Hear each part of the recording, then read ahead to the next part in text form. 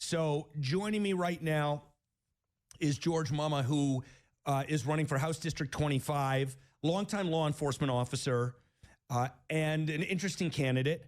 And my friends who know state politics better than I know it say George is in a race that can be won. And so I invited him to join us on the show. Good morning, George. Thanks for being here. It's good to meet you. Good morning, Ross. Thanks for having me. So we're only going to have about 7 minutes, so let's move quick. For people who don't know you, tell us a little about you. Well, Ross, I grew up here in House District 25.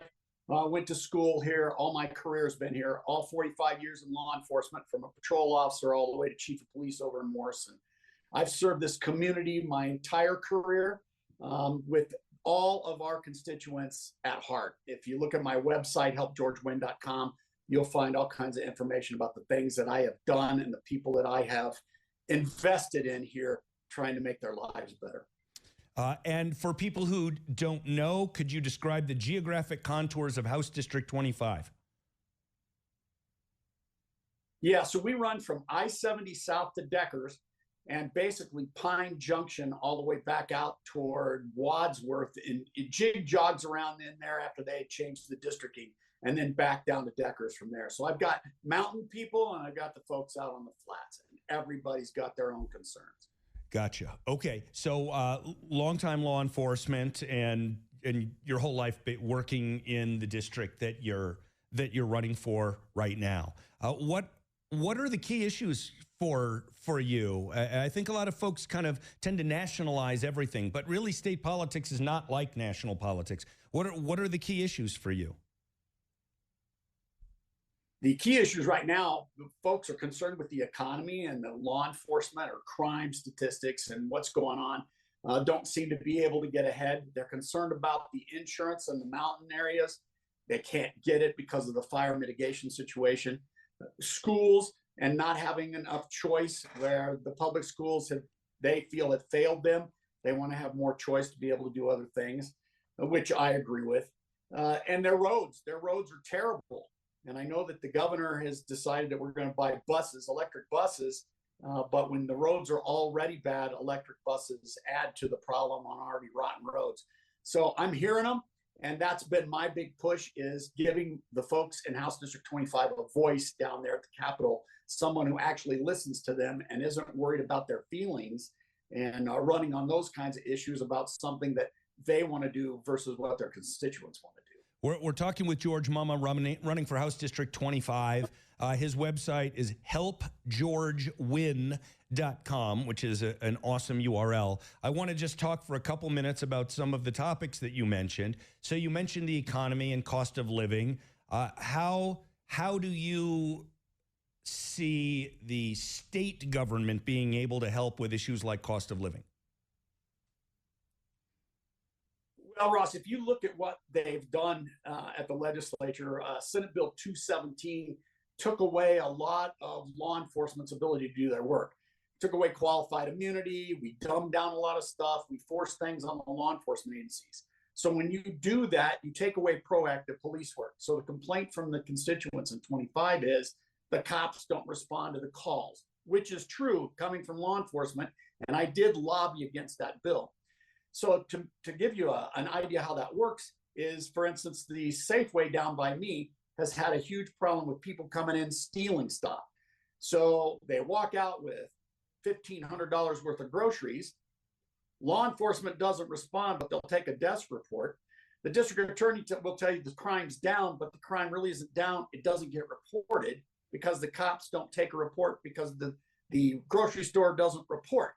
Well, that's got to go back to somewhere, and that is the grocery store puts the price up, which causes the consumer to end up paying higher prices, which wrecks the economy. Same thing happens with the auto theft. We dumb it down at the judicial process from a felony to a misdemeanor. Now there's no consequence for the crime. Crime continues to happen. Your insurance rates go up or you get canceled. And so it's a regular perpetuating problem that's got to be addressed. I wasn't sure where you were going with that, because I asked you about cost of living and you started talking about crime, but then you tied them together, which was an interesting answer that I didn't quite see that coming.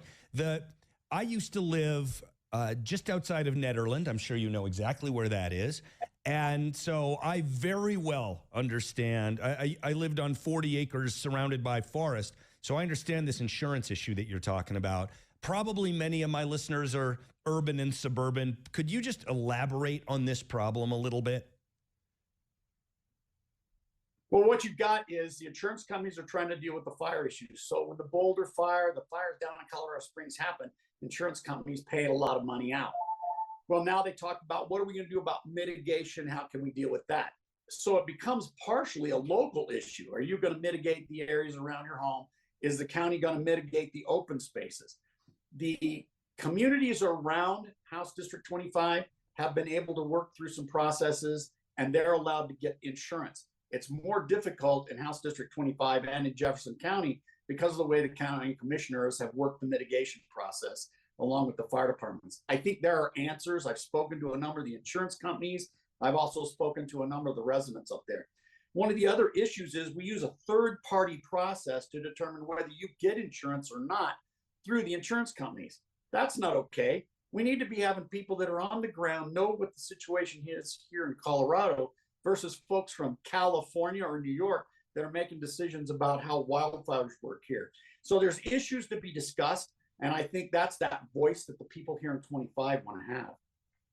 We're talking with George Mumma, Republican running for House District 25. I have just a few seconds left, George, so what I think I'll do is I'll give you the last 29 seconds because I like prime numbers to tell people who live in House District 25 why they should consider marking their ballots for you. Thanks, Ross. I think you should vote for me because I'm giving you that voice.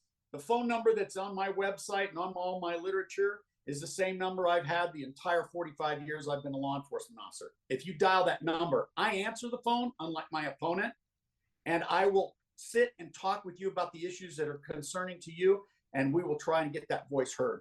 I'm George Mumma. I'm running in House District 25. HelpGeorgeWin.com. I'd appreciate your vote. Thanks for your time, Ross. Wow. And you did it within 29 seconds, which almost nobody does. Very well done. The website is helpgeorgewin.com.